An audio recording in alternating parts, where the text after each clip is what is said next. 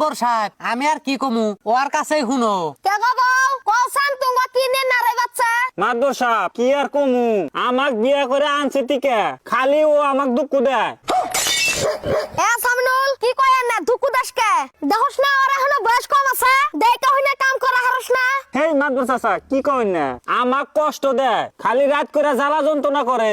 বৌমা তুমি খুইলে কওছে কি জ্বালা যন্ত্রণা করে। ও রাত 12টার সময় বাড়ি আহে আইসা ও আমার কাঁচা ঘুম ভাঙিয়ে দেয়। স্যাংরা সুড়ুল মানুষ একটু আটু তো রাত করে বেড়াবই আরো কি করে কও। এই শীতের মধ্যে পাও পাথরের নাগাল ঠান্ডা করে আমার গতরে নাগায়া দেয় আমার কি বাটে কওছেন। এটা তো সহ্য করার কথা না।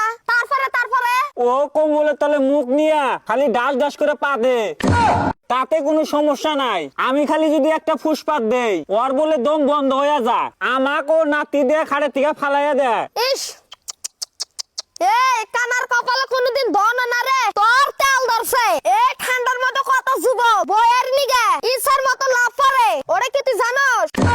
আর তুই বউ পাইও মর্যাদা দেখারস না আহারে। মাদবর সাহেব আরো কথা আছে। আরো কি কবার চাও ফস করে কও আরো এক জায়গায় আমার বিচার আছে যাওয়া লাগবো।